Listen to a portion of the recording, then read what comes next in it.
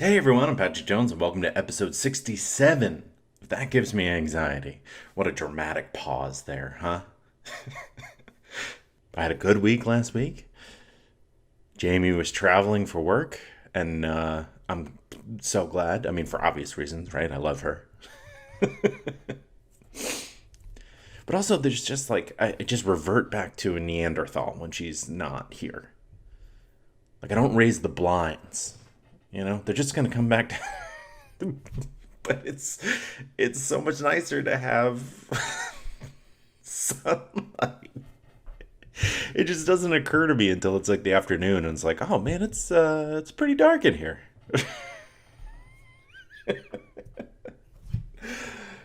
I just somehow wind up eating pizza every night. I mean, at one point I had fried chicken for 3 meals in a row.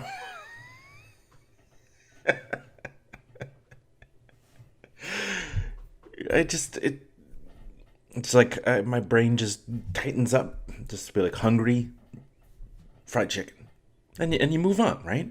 Let's not dwell on this. I just got to eat something and keep moving.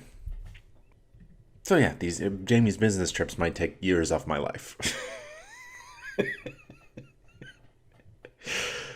Also, I had something exciting happen. One of the memes that I made on Instagram is like, I think it's got like 1 million views already. It makes me the amount of likes coming in as it was flowing up. I think it's sort of like leveling out now.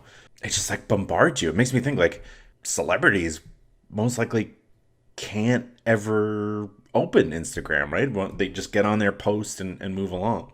Oh, I see an alligator swimming. It's rare that I see them swimming. They just kind of like show up and then you turn around and they're missing. So I'm just slowly sauntering. Fun. Isn't it great that I just stopped my train of thought to talk about something that you can't see? What was I saying? Oh, yeah, if you're a celebrity and you're getting like a ton of likes all the time, you must just post something and then close the app. Like there's no scrolling for you because you're just being bombarded. Maybe Instagram has like a different feature that like blocks all the notifications for, someone who is important or is Instagram famous. Well, I've got a great episode lined up for you. It's part 2 of anxiety related to elevators, featuring mental health counselor Pallavi Yetur. Love having Pallavi on.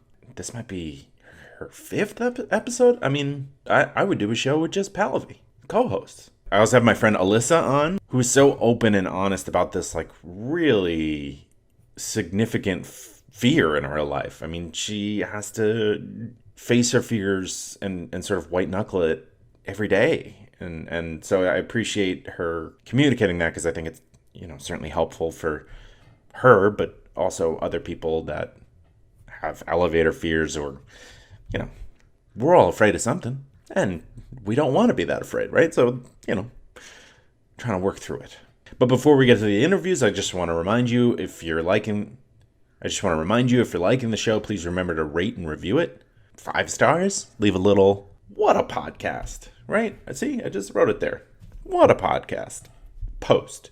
That'll really help me out with the algorithms. Speaking of algorithms, you can check the show out on Facebook, Instagram, Twitter, and YouTube. If you're liking the show, you can also make a donation through the Buy Me a Coffee link. It's in the description wherever you're listening. And I also want to remind you of the partnership I have with Pure Spectrum CBD. I use their salves, their moisturizer, their gummies, I'm going to say bath salts, but I don't think that's right. I just use it, right? I don't really question it. I mean, remember when I was talking about how I don't open the blinds and I just sit in darkness because I don't think of That's who I am. Just like to keep it simple. But yeah, I use a lot of their products and I'm a huge fan, and I think I always describe it as another tool in my anxiety tool belt, and so I think that it could be really helpful for you, and they offer the promo code AnxietyPod for 15% off your orders. So put that in at checkout and enjoy. So yeah, ready to jump into part 2 on elevators. As always, thank you so much for listening and enjoy. I don't know why, but I don't like the way I say enjoy.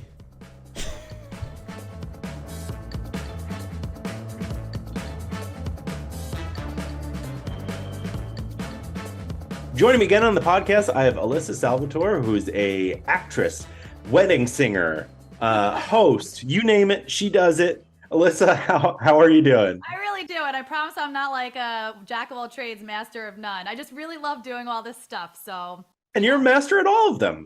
Yeah, Oh, come on. yeah, Listen, I love what I do, even though it's really slow right now. So I'm not doing much of anything at the moment, but I'm getting creative, and that's all we could do, right? hey, Gig it's life, podcast season. Yeah. podcast season. Let's go. Talk elevator phobias.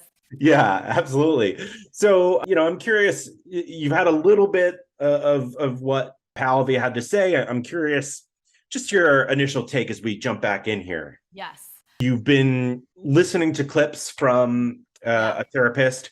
Yes. I just How does that feel. make you feel? Yeah, it's tough to be like, is that seeping in at all, right? I mean, I love hearing the rational scientific side of things, like the neuroscience behind why these things happen, or if they were triggered by a specific event, or if we made them up. Like, I think that's so interesting.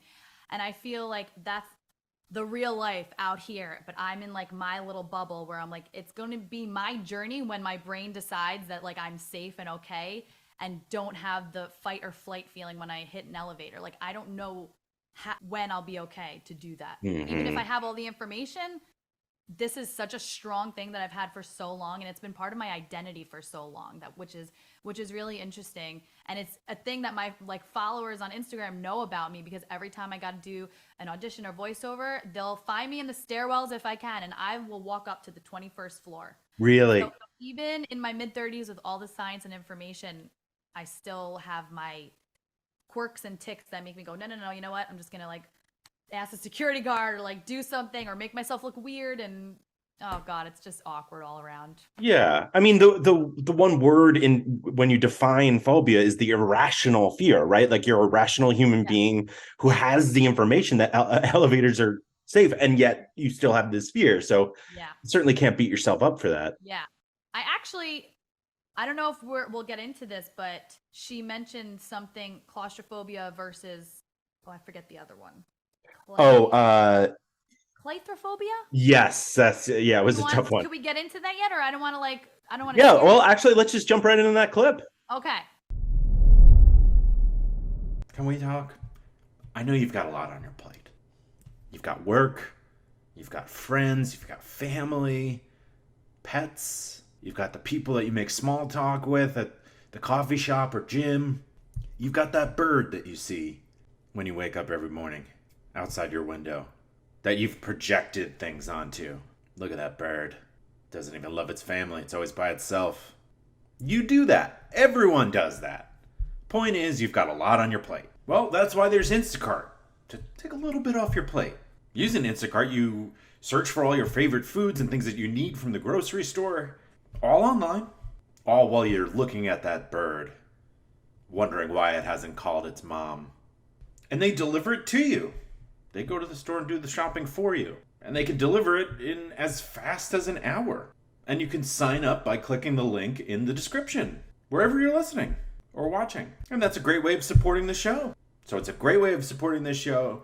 It's a great way to make your life a little bit easier, because we all know that you have so much going on, like wondering whether that bird judges you back. Well, you touched on it a little bit before, but I want to talk about just generally how we can attack phobias that we have. hmm It is going to be about, with any kind of anxiety, bringing ourselves out of our own heads with it, right? So if it lives in our mind, it has the opportunity to grow into something really big, irrational, infinite, and it feels uncontrollable. It feels insurmountable. And so that's when we start to do all kinds of maladaptive things or making choices that aren't really working for us based on this kind of big amorphous thing. Mhm. And so that is why bringing it into the conscious and bringing it into a place of reality is going to be the process to deflate that balloon a little bit. Mhm. So that's why talk therapy can help, or even like talking to anyone, or even not going down some kind of fear hole, but doing what you need to do to bring a dose of perspective or reality to this thing. Like, what is it that I'm so afraid of?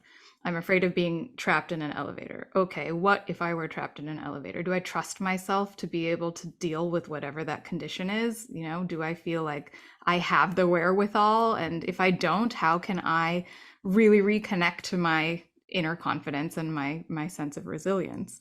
Yeah, that's great. So I often ask you this question. I think I asked it in both of our previous interviews. But let's say, you're doing everything right and you still have that meltdown, right? There's a weird person in the elevator and the lights turn off and you're stuck. And now it's off the charts, right? The You're Richter having a scale, panic it's, attack. yes. Uh-huh. What can we do to sort of bring ourselves back down? Well, bringing ourselves back down, the panic attack is happening because of this like out of controlness. And then Mm-hmm. our physicality is mirroring the out of controlness. We're feeling it physically in our bodies. Mm-hmm. And so bringing it back down is the really the only thing that is within our control. Mm-hmm. We have the opportunity to reclaim our bodies, to reclaim our physical presence. Grounding, I've talked about, right? Mm-hmm. Breathing, like all of the simple stuff that you forget to do when your head is inflating into this big amorphous fear balloon. So bringing it back down into, I'm here, my feet are still on the floor of this elevator, even though it's stopped. Yes, I'm smelling the smells of this guy's BO, but it's okay. I'm okay. I am safe. And so there's a lot of uncertainty, right? If an elevator stops, it's the same thing with, I guess, the subway, right? It stops. You don't know how long it's going to be until it starts again. You don't know how long it's going to be until you're okay, but you have options. And that's what we forget when we're really afraid or really anxious, is what our options are. I have the option to come back into my body and to convince myself that I'm okay. I have the option to press that call button on the elevator and see if someone answers. I have the option. I think that actually happened one time because I used to live in this building in Jersey City and the elevator was always broken. And I Oh. got into it was like all, and I lived on the like 12th floor, and it just constantly was broken. And there was one time that I got stuck in it, and I like was like, I have places to be, and I pressed the call button. They're like, sorry, yeah, we've been having trouble with that elevator. I'll get somebody, right? So there's something we can do if it's an elevator where you still have cell phone reception. You can Mm-hmm. call someone. So remembering our options in the moment, which might take us kind of bringing ourselves back into our grounded physical presences before we can actually allow ourselves to think about it. Yeah. And I've heard, and I'm curious your thoughts on and whether you would recommend something like this. I interviewed a therapist who was talking about like you could pinch yourself or like little things like that. Or, Mm-hmm. she even said like give yourself a little smack just to ground. It sounds silly, but it snaps you out of it, I guess. Yeah, it's like whatever can actually make you feel like you're back in your physical body. So Mm-hmm. feeling the weight of your clothes on you, or feeling like the tightness of your waistband, or, whatever you need Oh to, man, my waistband is so tight right you're now. like, Oh it's so gosh. tight, right? Or feeling like if you're wearing uncomfortable shoes, feeling the pain, like whatever it is, really being able to be in that. So yeah, if you need a little stimuli of like snapping the waistband or holding your purse in your arm until your arm burns, like whatever it is to bring you into your physical presence. And what that does is, again, rather than letting you live in this kind of infinite amorphous place in your mind where things can grow out of control, you're coming into something very finite, which is your physical sensation. That's probably the most real thing that there is in that moment, right? Yeah. We don't know the present, the past, the future, or any of that, but we know where we are right now. Hmm. Yeah, absolutely. All right. So now that the audience is in on the clip, where were you going with that? So I never heard that term before, but I Hmm. identify with that also very strongly. I think I have both claustrophobia. I have a specific memory of being 7 years old, and I got to go to this Jekyll and Hyde birthday party in the city. Oh And man, that restaurant, that was for people who are not around our age, like that was like yes, I had a birthday party around that yes, age there too. it So was fun. It was like themed and the little like skits and stuff. scary. So We all went as a group into the room where, like, you first go into the restaurant, they have a little room where the lights go off and the doors all go tss and shut. And then this thing comes on, it's like, welcome to Jekyll and Hyde. Panic attack immediately. Oh no. The idea of all the doors closing and like I didn't Yeah. know where the exit was. I was 7.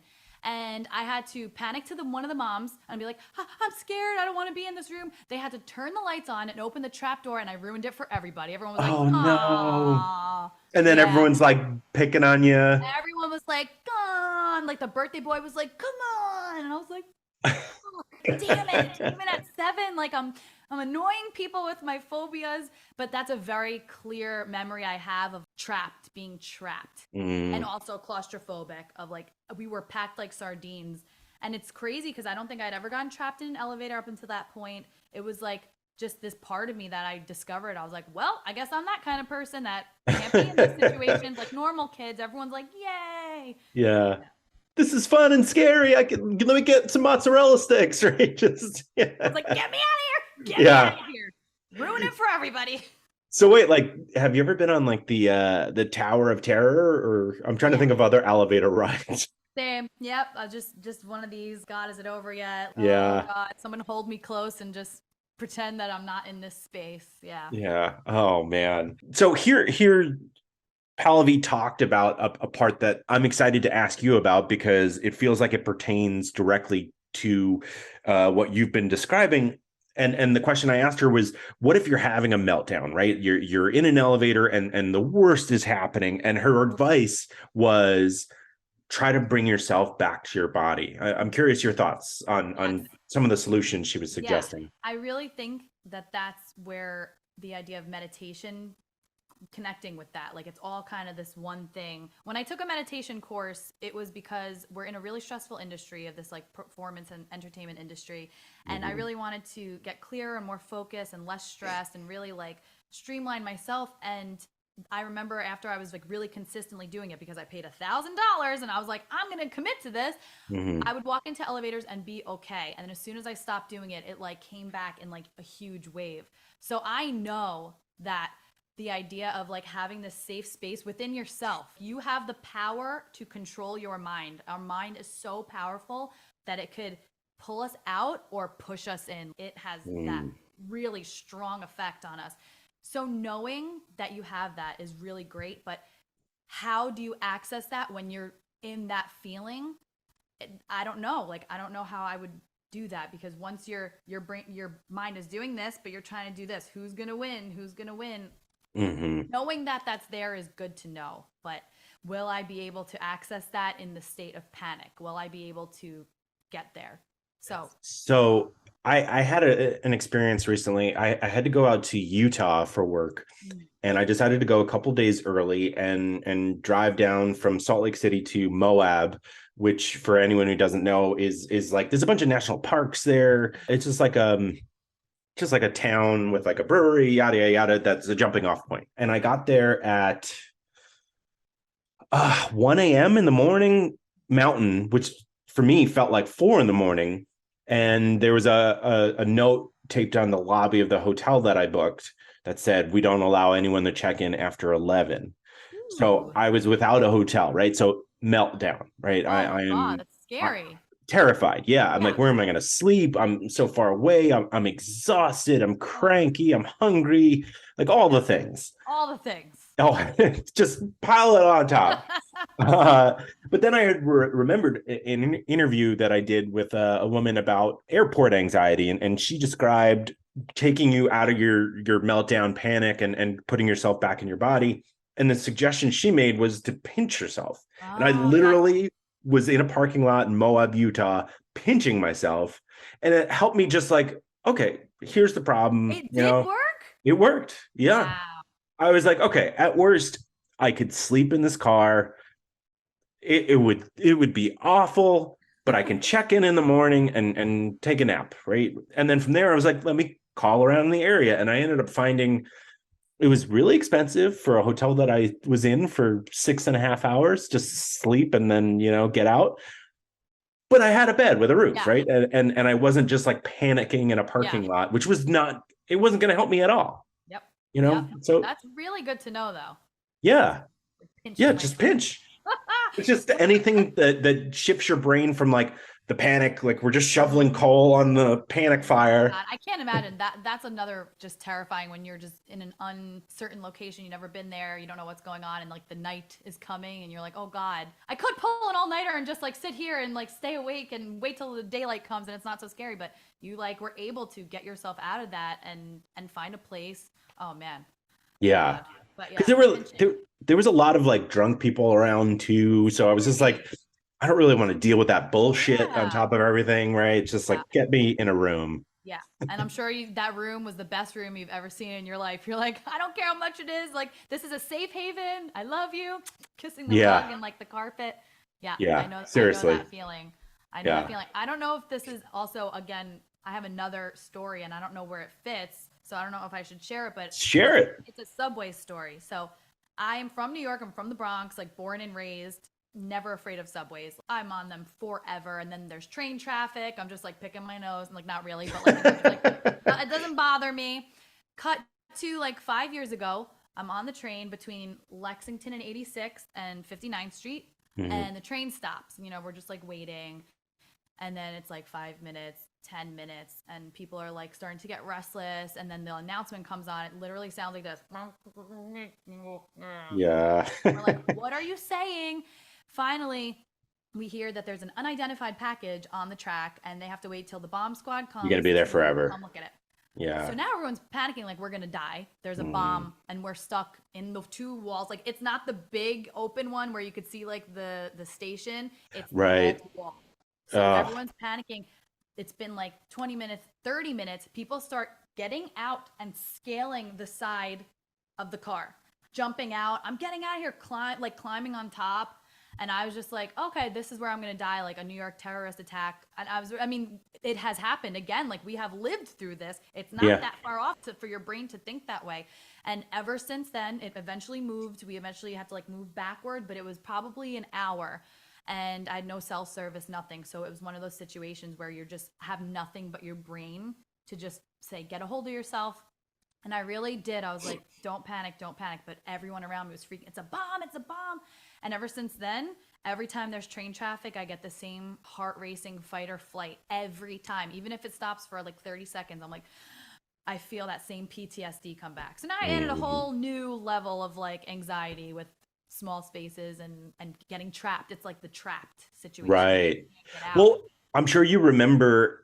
I remember they used to make no effort to tell Oh you yeah. when the train might be moving, Mm-hmm. and that was the worst. At least like Yeah. I think starting like 10 years ago, they started to Yeah. make a better effort to at least like say something. It's whew, we've really had to deal with a lot as New Yorkers. We're just guessing and we're just living our life. People are like just deal with it as a subway system, but it's scary. Like you are entrusting your life in these little tubes that could just I don't even want to say, but yeah, it's rough out there. It is rough. And Oh I my want to gosh. live a long life, and I feel like with all this stress, it's not helping because the secret to longevity, they say, is like don't stress yourself out and all these little things. And I'm like, how many anxiety filled instances have I had and have they had a permanent impact on my physical body? Can I reverse them? You I'm can, because that's one aspect of living in the South. Like I've noticed mm, myself like peeling away, like and realizing uh, like, oh, that's the New Yorker talking, right? Like that's like when I yeah, see someone driving like a maniac, that was me 2 years yep. ago, and now it's like, what's my rush?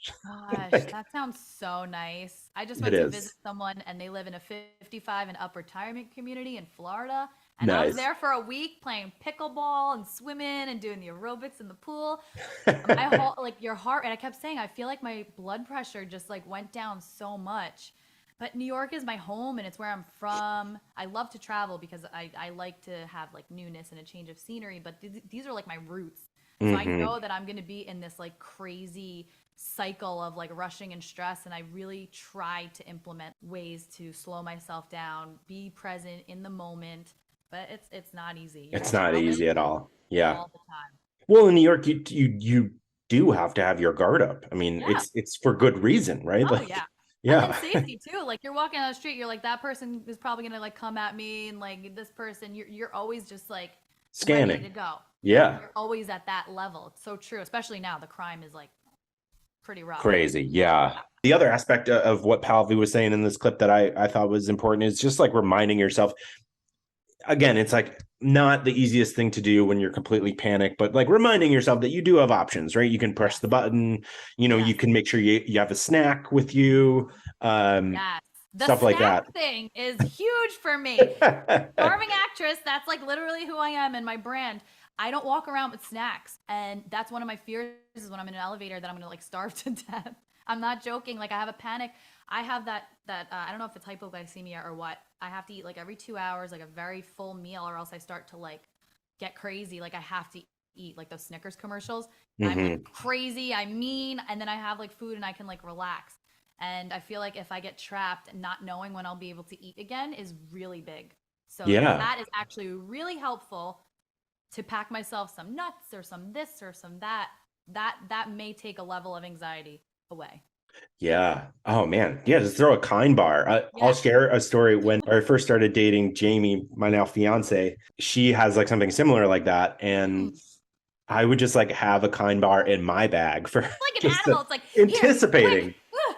Yeah. Yeah. Right. Eat this. It's true. Yeah. I wonder what it is. If it really is like a hypoglycemic, what is she like? I want to know like the action, the behaviors of her when she's Which hungry. just like becomes like a little bit irritable, just grumpy, not thinking clearly. Just it's like it becomes that like everything else drops, and it's like we need to get you food immediately, right? So Like priority is like immediately shifted. Just feed this shifts, person, feed this and then we this can. tiny person. Yeah, That makes me feel not so alone. I don't feel like yeah, such a weirdo. Yeah, no. I love that. Well, I think it's a good time to go to the fourth clip that we have with Woo! Palvi, where we're talking about fight or flight. My favorite. Favorite. A feeling I know very well. Yeah. You mentioned something that really piqued my curiosity. I don't know if that metaphor works, but I think it does. We're going to go with I it. think so. Yeah. So you were referring to anxiety living outside of the conscious mind. Is there a reason why? Is it just like that's in our base, when we were we are Homo sapiens. When we were like, running around like the savannah, right? Like back in before we were evolved a bit more, that's just kind of baked into the deepest parts of our minds. Like fear lives deeply in there. Geez, Yeah. what a way to get around that. Yeah. Yeah, it's 100%. It's our fight or flight, it's our nervous system. So when we're in fight or flight, that's the other reason they tell you to take deep breaths, because fight or flight is an activated state. And so you have to like switch over which nervous system is working. And you can do that by breathing, where you signal to your body, okay, no danger here. I don't have to feel that way. So yeah, I remember in grad school, one of the very first classes I took, the professor just kept using this word anxiety. And he used to say it like that, anxiety, as though that's really the key to everything, right? All the weird stuff we start doing is in service of avoiding anxiety. And so yes, it is very base, it is very fundamental, it is something that we are trying to navigate from birth. And that's why attachment theory and our relationships to our mothers or caretakers becomes such an important factor in our ability to resolve our own anxiety ourselves. And so that's why people end up in therapy, because they didn't get those tools, they didn't get that security. So yes, it is very base. Sometimes people feel like it is very top of mind because their anxiety will come with swirling thoughts and things that feel very real and pronounced. But the depth of it really comes from anger and aggression that isn't able to come out. So it's like this kind of energy that is getting recycled in because it has nowhere to go. And that's why I say, depending on the situation, a lot of times the best remedy to anxiety is to advocate for yourself or to assert yourself. So in the case of an elevator anxiety, the elevator breaks down. There is going to be a part of you that's pissed that the elevator's broken down, but what you might be feeling in the moment is, oh shit, what am I going to do? I'm going to die. It's dark in here. I'm going to be late to this job interview, and then I'm not going to get the future that I want. Exactly right. So that's why if we can come back down to, okay, how do I advocate for myself and assert myself here? It might be about okay, I am going to ask for help. I am going to ask someone to help me. Hmm. So that, and then that can be the thing that starts to unlock the anxiety. Yeah. Oh man. It's so funny to hear about how, not getting what we need as basically there's no way that parents can't screw us up, right? It's Yeah, just I it's know. bound to happen. It's a sad truth, but I guess if we accept it, then really it's just I learned a lot about being the good enough parent, where you're not like trying to twist yourself into all kinds of knots to be perfect and not screw up your kid, but you're doing the best you can, knowing again, trusting again that if something arises, you can work through it. But you have to be Absolutely. willing to do that. Yes. And not just stuffing down all the fear Yeah, and not anger, just like swallowing everything's it like good, a, you're good, right? Everything's okay. yeah. Well, I just want to make sure, is there anything that you think I'm missing, or anything that you think would be important to mention related to phobias, or, in a particular sense, elevator anxiety here? I think that we covered it. I made some notes just to make sure. Okay. But there was one thing about being trapped, because you were talking a lot about the other people. I think Hmm. there's also potentially the component of someone being afraid of being trapped with themselves. Mm. And that's a big component of anxiety too. A lot of people will, like a workaholic or someone who's just constantly doing, constantly running around, is doing so in service of not being with themselves, not having Hmm. to sit with themselves and whatever discomfort that is. And Oh so I God, wonder it's if so there's real. also, yeah, right? There's maybe like this isolation component, or there's a what happens if I'm with myself with no other way to distract myself, with no other way to occupy my mind, what comes out. So there's a little bit of a fear of self too that could be part of this. Oh man, yeah. Sorry to interrupt you, but I just had such a natural reaction to that. It's just like that pretty much describes my life, just trying to run at 100 miles an hour, doing everything to escape the bad thoughts. But we're Yeah, working on and that. we're working on that. Slowing down a little by little can actually, it's the same thing, right? You just have to show yourself that slowing down is not going to be a catastrophe. The more Hmm. you do it, you'll recognize, like, oh, that actually helps. I'm actually being reinforced to keep Hmm. doing this, right? The more you get into an elevator and it doesn't break down, the safer you're going to feel, the more resilient you'll be that time that it does.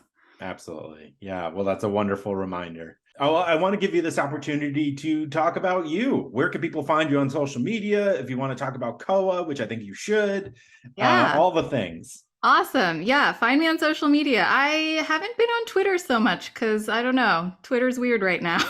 But Yeah. if you want to find me on Twitter or Instagram, I'm at Pallavi Yetur. I have a website, pallaviyetur.com, and Koa. So I am content specialist and emotional fitness instructor at Koa, and that is a company that is really trying to be a gym for mental health. So we're creating emotional fitness classes that you take with a group, just like you would at the gym. And we work on all kinds of traits like self-awareness, resilience, which I mentioned a bunch today. So we have kind of a gym membership, and that is a monthly fee that you pay to have access to all of those live classes. We talk about burnout, we talk about boundary setting. We also have a whole on-demand library of content around all those kinds of topics. And if you're an iOS user, we have a mobile app that gives you a daily exercise that you can do to keep working out your emotional Awesome. fitness. Yeah, it's pretty cool. Is that new?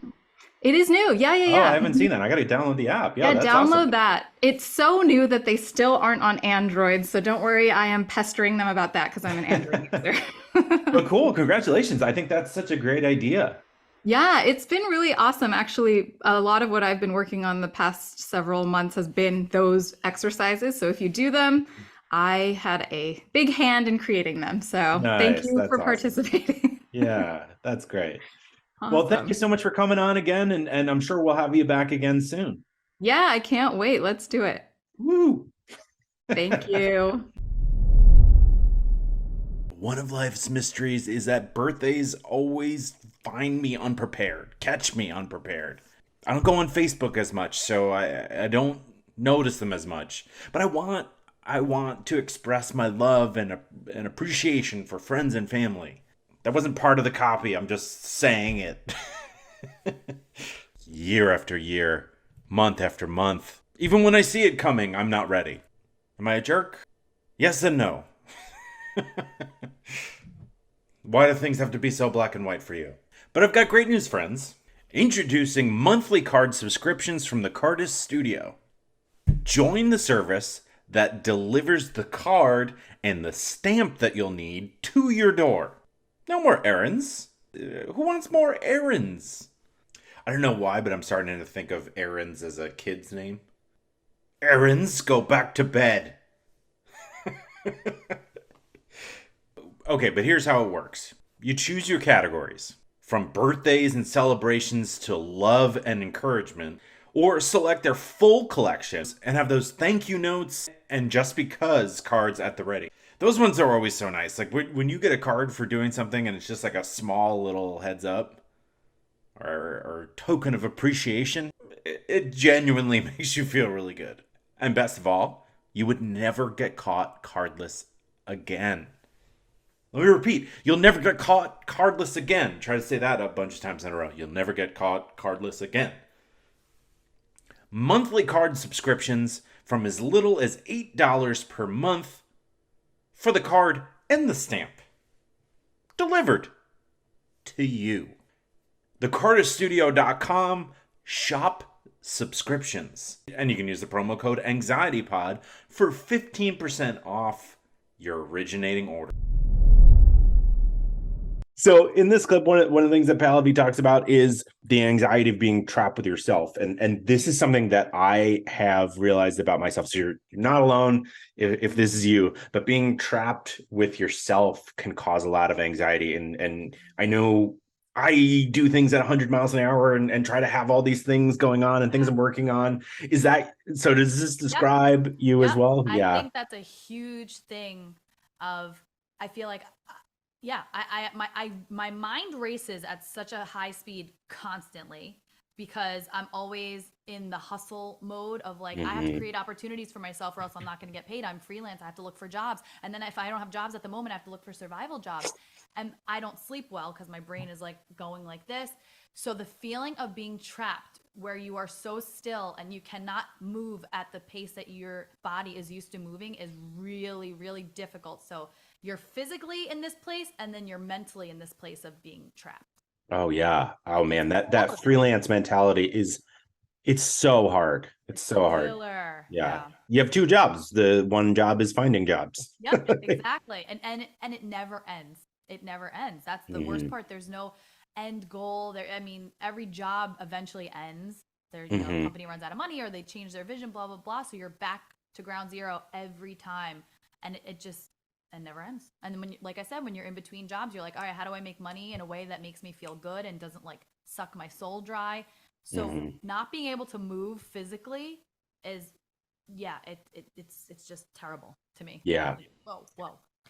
Oh man, even that discussion was getting me. I'm giving you anxiety right No. That's the point of this thing to. I feel like the word trapped is like an onomatopoeia. It's like you feel the word. I've never thought of it, but that you're absolutely right. It just like the walls are closing in. Trapped. Yeah. That's such an interesting point though about the mind and body always moving so that when you can't, it feels like just, I don't even know the word. Like, oh God. Threatening. It's like it's running, your anxiety is running at the same speed. Yeah. And then when you slow down, it catches up. Yeah, it's like, where does it go? You like hit the wall and you're like, oh God. Yeah. It's like the monster in a Jason movie or something like that, just catching you. I need to change careers. And move to the South. I know, I really should. A little bit heady, but the idea of fight or flight being an activated state is an interesting thing to think about, right? You don't think that being in this fight or flight, it's like turning on like a system, and like that system takes over compared to like, oh, I'm just like, my heart rate's up, right? It's just like, oh no, you've pushed this system. I don't really know what to say about that, but it shifts my thinking about it. Yeah, shifts it in what way? Like how I would treat it, and geez, how many times am I going to say end? And and how I would react to it is what I Yeah. was trying to say while I said and How 40 pounds. often do you feel like you're in a fight or flight? Like in what situations? How often do you feel that it reached that level? Well, it used to be a lot more often. I take Prozac now, Mm, which okay. helps immensely with Nice. that. Nice. Um, it which helps me like provide the. It's very interesting. I don't know if you've ever taken any sort of anxiety I medication. haven't. No. So how I would describe it is like you still obviously experience all your emotions, and I still experience like, oh, normally I would be at a 12 out of 10 right now. And so it gives you that time to break down, okay, well, I'm not there. So then why am I not there? What was it about that? It just gives you a chance to Yeah. like give Yeah. perspective. So I'm not at an 8, I'm not at a 6, I'm at like a 3, right? Like Oh God, it's that sounds so nice. 3 is wonderful. Yeah. Oh, yeah, because you are present in the moment and you can think Hmm. rationally because you're not spiraling out of control. You need like literally in those moments, it's like those movies where someone just gets slapped and they're like, pull it together. And then Yeah. they're like, okay, I'm here. Yeah. Because so you're already there when you have those tools. And when you're Hmm. not, you're like, I'm just freaking out for no reason and I can't solve the situation because I'm just spending my energy freaking out about it. Yeah, like for example, moving my car in Brooklyn all the time Oh, was, for alternate day parking was always such a crazy, like, this going to take forever? Am I going to get a ticket? Am I too close to the curb, or is someone going to rob me in this spot? Right? Like, it's oh just, my gosh. I would be at a 12 during that. And I don't think I would be that high at this point. Wow. So do you have a driveway now? Yes. Yeah. I can't. I Wow. What mean, life changing in so many ways. it's life changing. Like being able to bring a car to a grocery store and park Parking? and then Oh, bring it back and park. hmm. Oh, God. Yes. We're describing very simple things here, and like I know. I still appreciate it after living in New York all those years. Totally. Yeah. Totally. Oh, man. Oh I my feel gosh. that so hard. Yeah. But going back to fight or flight and feeling it so often and being like, is this gonna like really mess up my body long term? Mm. That's why with flights, I'm flying so much that I told myself, listen, you cannot let your body go through what you're going through every time you fly. This is ridiculous. Like I told myself, I was mad. I was like, there when we were flying to Greece, I was just going away with my sisters, and it's such a long flight. We're going over the Atlantic, so it's just eerie. And Hmm. I was holding onto my seat, and the flight attendant walked by and tapped my hand because she saw that I was like this, gripping the seat. Oh She's like, wow. relax, relax. It's okay. Like, we're fine. And I was like, that made me realize, like, you need to change because other people are noticing. You're not even doing anything but holding the seat, and someone could feel and see that you're so tense and your body is going through such stress as if you're in a real threatening situation. And that's what made me change my way of thinking with flights and making myself meditate. And it has not yet translated to elevators for some reason. But you're working on it. It's okay. Yeah. One day I will feel not so my when I'm in the air though, I still have that anxious nervousness, but I'm at a 4 instead of a 10. Hey, So it's still there. And then if that's someone great. else is more nervous, I can comfort them. I feel like I can be of service to someone else because Yeah. I'm sitting in And my you've been there. I've been there. I know how Yeah. they feel. I'm not judging them, and I can feel like I'm doing something for someone instead of just panicking about my own stress. Right. Yeah. Similar to that, something that helped me with my flight anxiety and might be something that helps you with your elevator anxiety is within the body, anxiety and excitement feel the same way. That's the same symptoms, right? Your heart Yeah. races, like maybe, you get a little tingly sensation. And that could be something that you or get when you're going on Yes. auditions too, where you're like, because you need to be on, right? And in order to be Yes. on, you have to. I'm jumping in my seat. Gotta be Yeah, on. right. Got to be on. You need to be like excited, right? And Mhm. you're excited about potentially getting the job. So like, I just realizing that feels the Yeah. same Like was a big turning channeling point for it me. and being like, think of it as excitement rather than, It's all yes, opportunity. yes. I have a lot of work to do. I haven't really worked on my elevator anxiety. Hmm. It's going to take work for me to retrain my brain, to Hmm. talk about stuff, think through stuff, and I haven't done the work. I've just avoided it or gone and went like this and like went in. I have not rationally sat down with myself and said, "Let's have a conversation about this, Alyssa." So Hmm.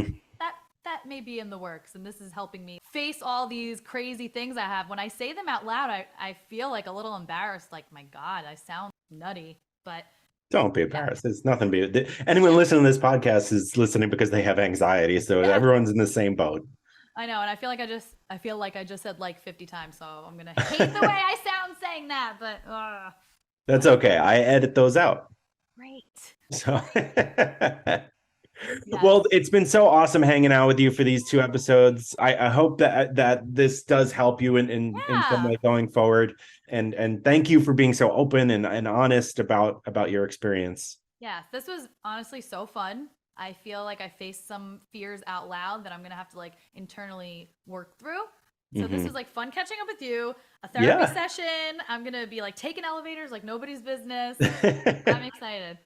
Awesome. Well, tell the people where they can find you on social media. You can find me on Instagram at Starving Actress NYC, and my my acting page is Alissa Salvatore 20. But that's more for like, my resume stuff. Go to Starving Actress for more food and travel. Yeah. Watch Alissa eat giant slices of pizza, which is so fun. Yeah. Well, thanks again, and we'll talk soon. Yeah. Bye. Well, there we go. Thank you so much to Pallavi and Alissa for coming on and talking about phobias and Elissa's fear of elevators. I really hope that this does actually help Alissa.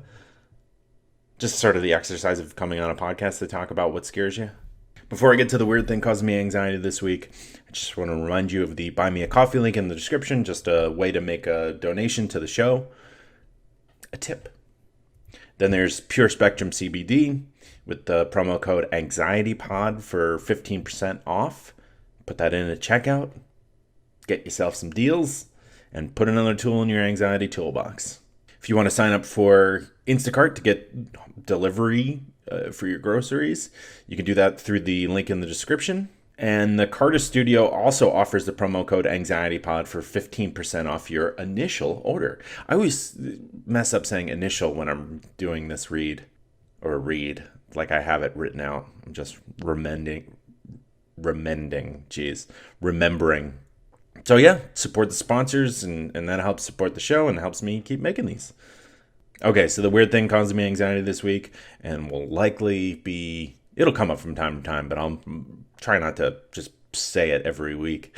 But Jamie and I started planning our wedding, and oh boy, it's just full-time job. Make sure you exercise, drink plenty of water, get 8 hours of sleep, take care of your anxiety, call your mom, plan your wedding, right? It's just let's just put a couple more plates on the plate spinning that you're already doing. I don't know. I lost the metaphor real quickly.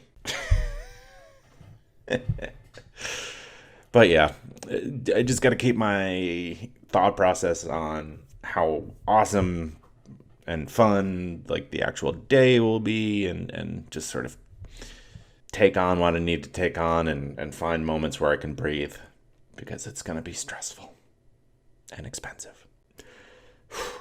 Maybe I can do an episode on that. Ooh, look at me coming up with content. Well, as always, thank you so much for listening. Have a great week, and I'll talk to you on Thursday.